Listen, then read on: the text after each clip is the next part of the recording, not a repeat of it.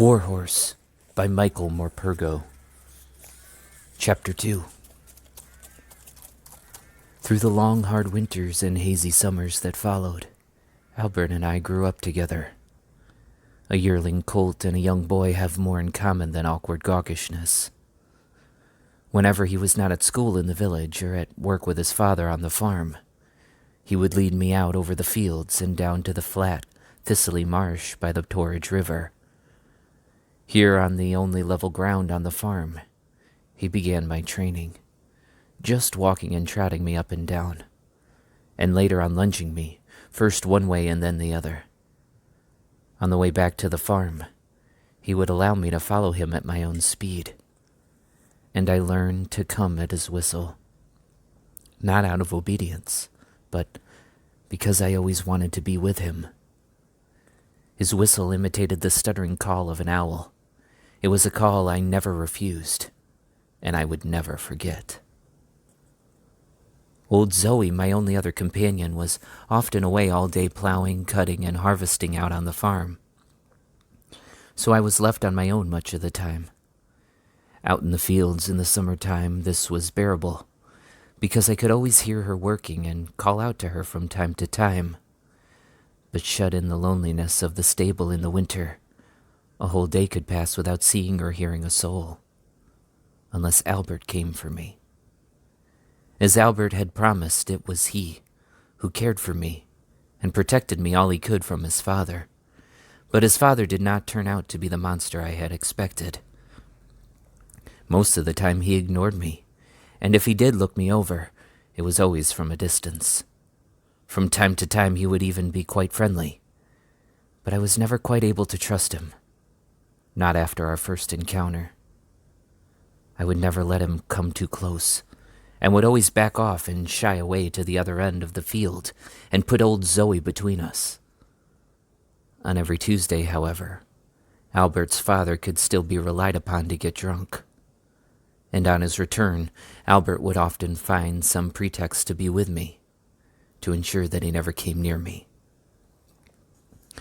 On one such autumn evening, about 2 years after I came to the farm, Albert was up in the village church ringing the bells. As a precaution, he had put me in the stable with old Zoe, as he always did on Tuesday evenings. "You'll be safer together. Father won't come in and bother you, not if you're together," he'd say. And then he'd lean over the stable door and lecture us about the intricacies of bell ringing, and how he had been given the big tenor bell because they thought he was man enough already to handle it, and that in no time he'd be the biggest boy in the village.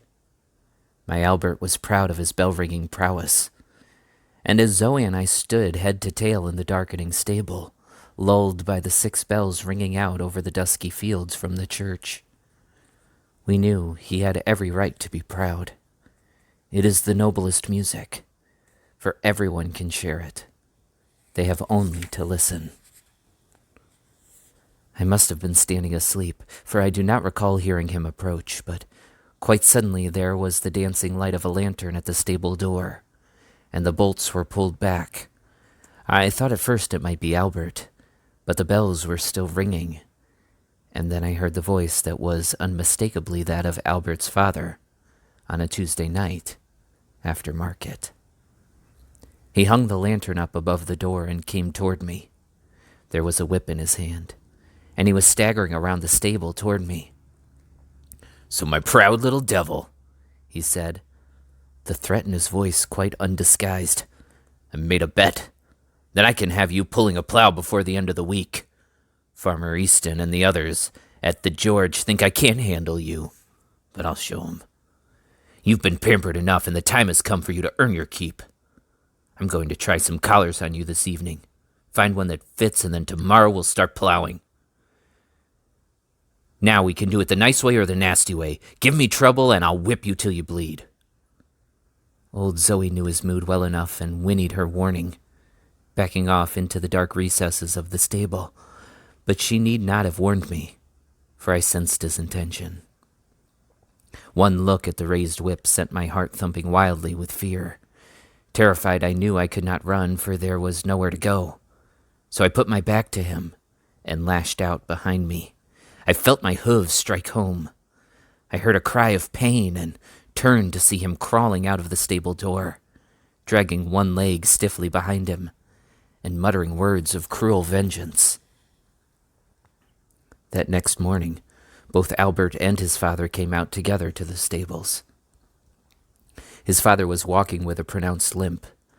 They were carrying a collar each, and I could see that Albert had been crying, for his pale cheeks were stained with tears. They stood together at the stable door.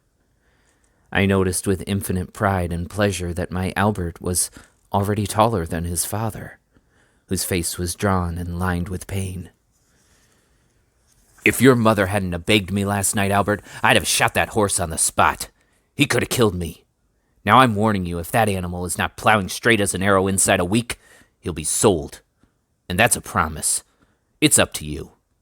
You say you can deal with him, and I'll give you just one chance. He won't let me go near him. He's wild and vicious.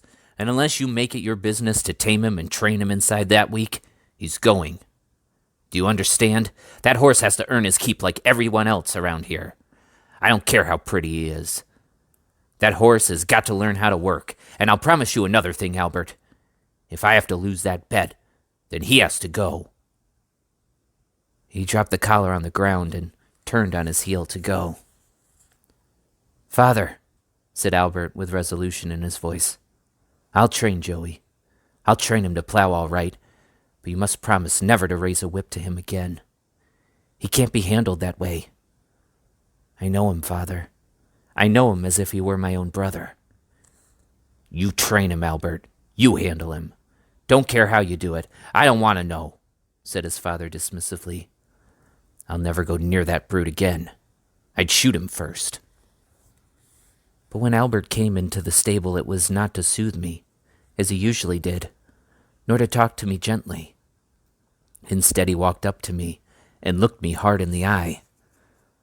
"That was plain stupid," he said sternly. "If you want to survive, Joey, you'll have to learn. You're never to kick out at anyone ever again. He means it, Joey. He'd have shot you just like that if it hadn't been for Mother. It was Mother who saved you. He wouldn't listen to me, and he never will. So never again, Joey. Never." His voice changed now, and he spoke more like himself. "We have 1 week, Joey. Only 1 week to get you plowing. I know with all that thoroughbred in you, you may think it beneath you, but that's what you're going to have to do.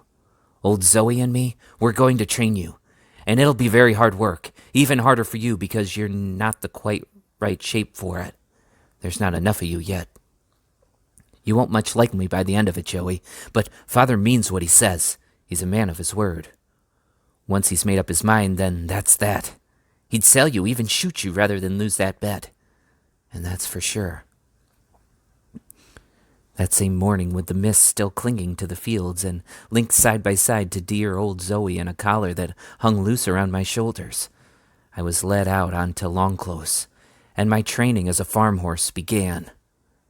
As we took the strain together for the first time, the collar rubbed at my skin, and my feet sank deep into the soft ground with the effort of it.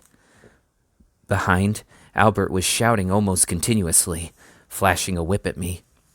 Whenever I hesitated or went offline, whenever he felt I was not giving it my best, and he knew. This was a different Albert. Gone were the gentle words and the kindness of the past. His voice had a harshness and a sharpness to it that wouldn't tolerate any refusal on my part. Beside me, old Zoe leaned into her collar and pulled silently, head down, digging in with her feet, for her sake and for my own sake, for Albert's too. I leaned my weight into my collar and began to pull. I was to learn during that week the rudiments of plowing like a farm horse. Every muscle I had ached with the strain of it, but after a night's good rest, stretched out in the stable, I was fresh again and ready for work the next morning. Each day as I progressed and we began to plow more as a team, Albert used the whip less and less, and spoke more gently to me again, until finally at the end of the week I was sure I had all but regained his affection. Then one afternoon, after we had finished the headlong around Long Close, he unhitched the plow and put an arm around each of us. "It's all right now, you've done it, my beauties. You've done it," he said. "I didn't tell you, because I didn't want to put you off, but Father and Farmer Easton have been watching us from the house this afternoon." He scratched us behind the ears and smoothed our noses.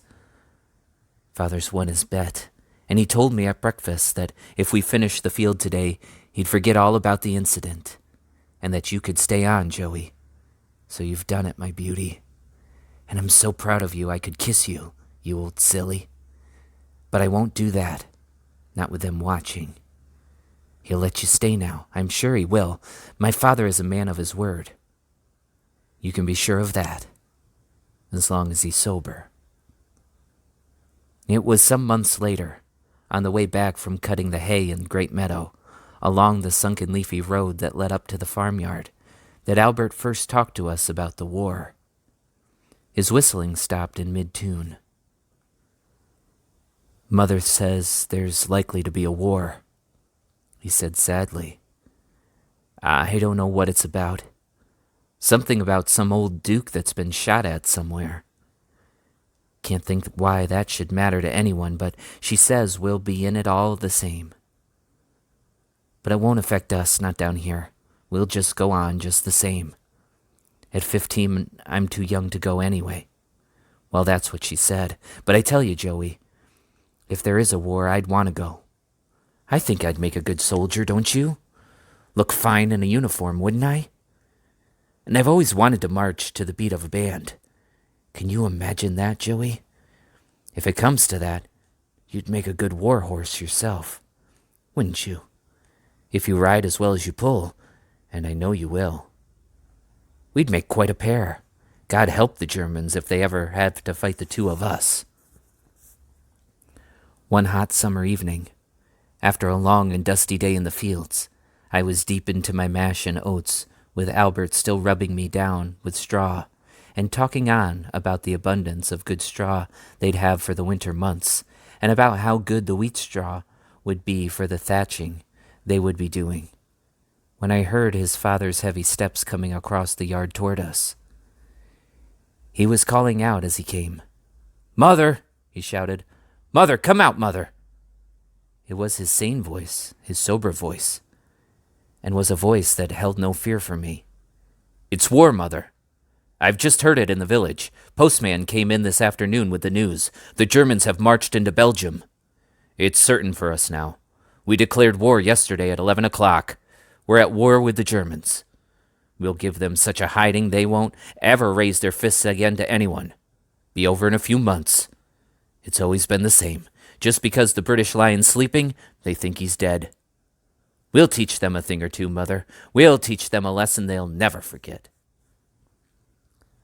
Albert had stopped brushing me and dropped the straw on the ground. We moved over toward the stable door. His mother was standing on the steps by the door of the farmhouse. She had her hand to her mouth. "Oh, dear God," she said softly. "Oh, dear God."